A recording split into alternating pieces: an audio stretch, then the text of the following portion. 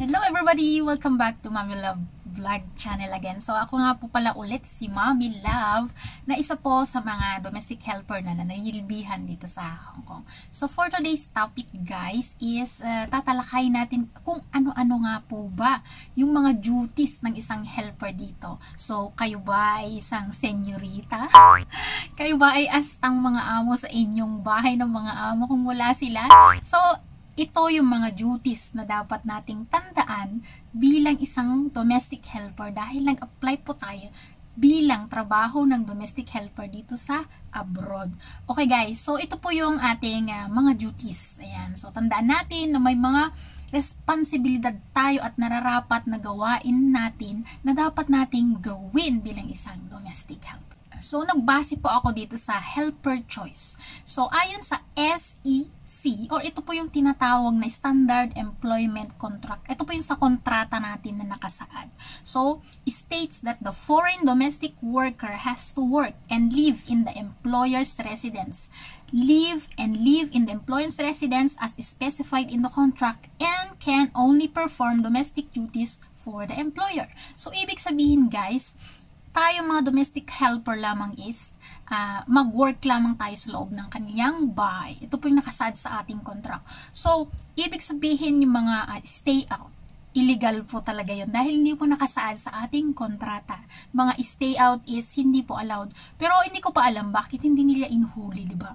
So, may mga dahilan kasi na kung bakit pinag-i-stay out ng mga employer ang kanilang mga helper is like for example, maliit yung bahay, no? So, hindi occupied ng, hindi ma-occupied ng domestic helper yung tirahan. So, hindi spacious, wala siyang room, or o kaya naman is, mas gusto ng employer na ng privacy. Ayan. So, and then, yon yung mga mostly na dahilan. Kagaya po sa akin dati is stay out po ako sa aking amo dahil hindi po maluwag-luwag yung espasyo. And napakasikip, kaya pinag-stay out ako. Okay guys, so balik tayo sa mga duties. Ito po yung common duties ng isang domestic helper dito sa Hong Kong. Ito yung mga tasks. So of course, sa umaga guys, is kailangan nating maghanda ng makakain, breakfast, okay? Umaga, tanghali, at gabi. Ayan, depende sa preference ng amo kung hindi sila masyadong heavy meal sa umaga. At mostly naman guys, sa mga Chinese is, hindi po sila kumakain ng kanin sa umaga. Mostly tanghalian at saka gabi. Ayan, so mag-prepare tayo ng meals. And then tandaan natin guys na wag nating gagalawin yung kanilang pagkain na nasa ref kung hindi ito sinasabi. So, may time po na nagkwento yung aking kapatid dito sa Hong Kong noon is, gutom na gutom siya guys. Kasi nga naman, kuripot yung amo niya. Ininom niya po yung chocolate drink dun sa ref. Nagalit yung amo. So, may mga ganyan pong instances na masyadong kuripot sa pagkain yung amo. So, yan guys, number 1 is preparing meals. Ayan, paghusayan po natin yung pagluluto natin dahil minsan, nadadagdagan. Meron pa yung instance na natutuwa yung amo dahil masarap ang luto, dinadagdagan ang sahod. O, di ba guys? And then, number 2 is washing dishes. Of course, kailangan mo pong maghugas ng pinggan pagkatapos mapakainin yung mga amo at ikaw na rin nakakain. So, wag na wag mag-iwan ng mga hugasin dyan bago mag-rest after ng trabaho, okay? Dahil kayo rin yung mapapagalitan. And then, trabaho mo din yan, kinabukasan, syempre. And then, imbes na mag-proceed ka sa ibang trabaho, may iniwan ka pa rin hugasin sa gabi. So, gagawin mo pa rin yan. Okay, number 3 is shopping for groceries and supplies. So, mostly guys, dito sa Hong Kong, sa mga paguhan po, para malaman ninyo is, may mga amo, or mostly talaga is, may resibo. Tandaan natin na ang resibo is ito yung nagpapatunay kung magkano yung nabili natin. And then, nililista po. Meron silang listahan like katulad ko din. And then, sa shopping and groceries, maging honest tayo. Diba? Ilista lang natin yung talagang binili natin. So, hindi natin maiwasan na may mga amo na nag-check sa login book sa pinamili, sa mga groceries, yan. Meron at meron yan. Receipts, ayan, listahan, mga pinamili mo, kung magkano yung barya, ayan. And then sa Octopus naman, ililista mo talaga yan, guys. And number 4, vacuuming. mopping, sweeping the floor. So, yan guys ha. So, dito guys is usong-uso po ang vacuum. Yan. Yan. So, kailangan nating i-vacuum yung mga cobwebs sa taas. Ayan. Linisin natin mabuti. And next is dusting and wiping shelves and other furniture. So, pag-ingatan po natin yung mga furnitures nila. Yan. Huwag tayong masyadong mag-concentrate tayo kasi pag nabasag mo yan, magagalit yung amo mo. Siyempre, nasa usapan din yung kung mag-usap kayo, kung babayaran mo yun. And may mga amo naman na mababait, i-consider na lang yun. Ang gagawin mo na lang is mag-sorry ka. Sincere sorry na hindi mo yun sinasadya. Hindi yung ikaw na nakabasag, hindi mo pa aminin na kasalanan mo. So magkakaroon pa rin ng issue sinong nakabasag nito. Mas mabuti guys na aminin mo na lang na ikaw may kasalanan. Yes, mas maganda. And then, sunod po is cleaning the toilet, rooms, and windows. So sa mga toilet guys, ayan, panatilihin nating malinis itong mga to. And then, sa mga rooms, tandaan natin na may mga gamit. Yung mga amo natin na pakalat-kalat, like mga sing-sing, mga alahas nila, wag nating gagalawin. Lalong-lalo na mga pera, ayan, yung mga valuables na mayroon pong value of money na pwede mong, masyadong valuable, yan. Wag nating kukunin. Yan. Be honest tayo. Ang duty lamang po natin is maglilinis. Wala tayong ibang gagawin.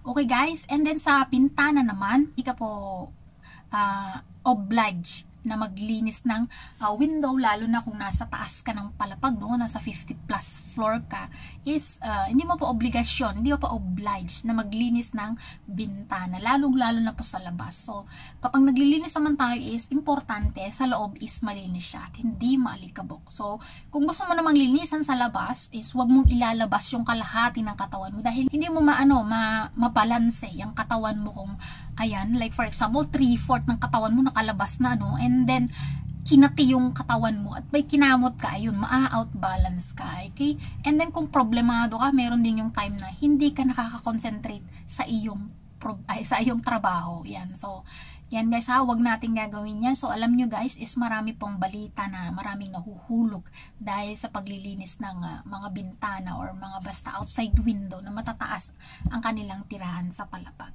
Okay guys, so ito pong susunod is doing laundry and ironing. So, yun yung trabaho na I think mabigat.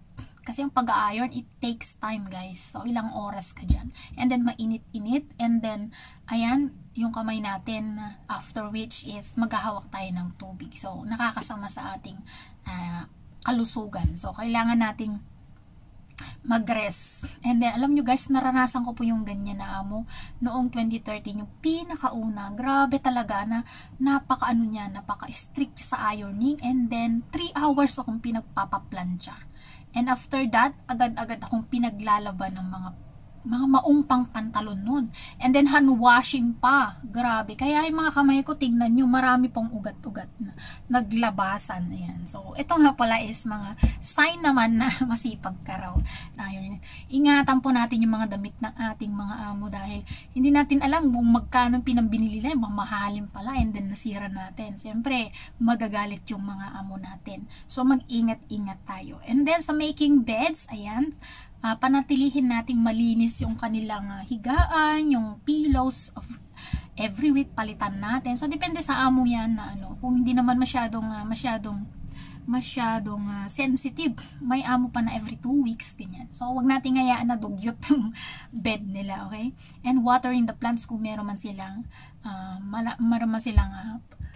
tanim. Yan guys ha, wag nating pabayaan na ma-dry yung mga pananim nila. And washing car, ito yung mabigat ding trabaho guys, no? Kung mag-washing ng car tayo is it takes time din. So mas mabuti na kapag namimili kayo ng amo, mas okay na wala silang sasakyan. Yan. So tatanungin naman kayo ng agency kapag nag-a-apply kayo, no? Yung mga ayaw ninyo is kapag pwede kayong mamili ng amo is piliin nyo na lang yung medyo magaan-gaan. Okay, so babysitting. Ito, guys, sa babysitting, mag-ingat sa mga babies, sa mga bata. Dahil, syempre, mahal nila yung mga anak nila. Sa una, guys, is napakahirap dahil masyado pa silang sensitive and napaka ano sila sa mga anak nila, napaka worries nila. Meron pa yung time na maglista ka ng kinakain ng baby, ilista mo. Syempre merong mga CCTV. So ihayaan lang natin guys, basta gawin natin yung nararapat, and then wag natin pag-initan yung anak nila kapag meron tayong problema. So meron yung ganyan, mga mostly na inaabuso yung alaga nila, so nakukulong po sila. Yun guys ha, and wag nating gawin irespeto natin yung mga bata kasi mga babies yan, wala pang malay yung mga yan. So sa akin po is 10 years ako dito sa Hong Kong, and sa last na amo ko 7 years. Mula pagkabata ako na po yung nag-alaga sa aking mga alaga. So 7 years ko na rin sila, and yun, so luckily ano na sila, wala na CCTV, hindi na naka-on, hindi na, yes, napansin ko na lang, hindi na po sinisindi yung CCTV. So, ang ibig sabihin yun guys is, syempre, pinagkatiwalaan ka na. So, nakita na nila yung trust sa'yo na ganun ka, and pinagkakatiwalaan ka na nila na no need ka na nilang i-check. So, yun guys, paano makuha ang trust ng amo? Gawin mo lang po yung karapat dapat. Ipakita mo na deserving ka at mabuti kang tao. Nakakaiba ka sa mga taong, sa mga helpers na nagnanakaw, yung mga abusadong ganyan, okay? Diyan mo makukuha ang trust ng iyong amo. Of course, ito naman si elderly caring. Ayan, mahirap ang mag-alaga ng matatanda guys. Lalong-lalo na kapag napaka-sensitive ng alagaan mo. Pero sa akin, in my case guys, napakabait po ng aking lolo. Wala po akong masabi dahil, ano lang, papasyal-pasyal lang din dito sa bahay. Pero, hindi siya yung lola na demanding, na nagpapaluto ng pagkain ng kung ano-ano at sip-sip sa kanyang anak para siraan ako. Hindi siya yung, yes, tinuring talaga akong family in 7 years. So, siya yung lola na kapag pumunta dito is, ano na, diretso sa kusina. Lahat ng dadalhin yung pagkain, syempre tutulungan ko siya kasi pagod na pagod. Siya na ang magluluto, siya na ang gagawa. Up to me na lang kung tutulungan ko siya. Yes, pero dahil ang bait niya talaga guys is, ako na mismo yung, kung ano yung mostly na ginagawa niya, kasi guys, marunong po siyang gumawa ng dumplings. Yun po yung specialty niya. Yun, napakabait niya. So, napakaswerte ko talaga. So, ang mga domestic helpers po dito is, mostly, hindi po sila maswerte. Marami po yung normal lang talaga na talagang katulong talaga ang trato sa kanila. So, iba talaga yung mga sinuswerte. I think nasa 2%, 5% ang mga lucky dito sa Hong Kong. Yan, mga domestic helpers. So yun guys, and one thing, ito yung giving body massage to your employer is normally not counted as a domestic helper. Masahe, hindi po yun counted sa kontrata. So yung mga duties lang natin is mga gawaing bahay. Yan. Hence, you are not obliged to provide such services, sabi dito. Yet, your employer may require you to give massage if they need to take care of an elderly. Yan. Sa mga, syempre, sa mga elderly care, minamasahe mo yan. Yan. Kung iano kanila, or physical impaired family member, yan. Pwedeng gawin mo yon. Pero sa mga yes. Pero kung inoobliga ka na mamasahiin mo yung employer mo, yes, malakas-lakas pa siya. Hindi mo po yun obligasyon dahil wala po sa kontrata. Okay guys, and then sa window cleaning, nasabi ko na sa inyo, yes, ito yung napaka-importante. Hindi ka obliged. Yan, yes, window cleaning, lalo-lalo na sa mga matataas na lugar, okay? And then, driving duties pala. Hindi ka po allowed mag-drive kung ang kontrata mo is domestic helper contract lang. But, pwede kang mag-drive kung may skills kang mag-drive at pag allow ka ng amo mo na mag-drive ng sasakyan, kukunan ka po ng license. So, pag-aaralin ka, your employer has to make a special application to the Immigration Department. Ayan, kukunan ka ng application. Ito po yung fill out, ito yung ID 934 form. Ito yung form.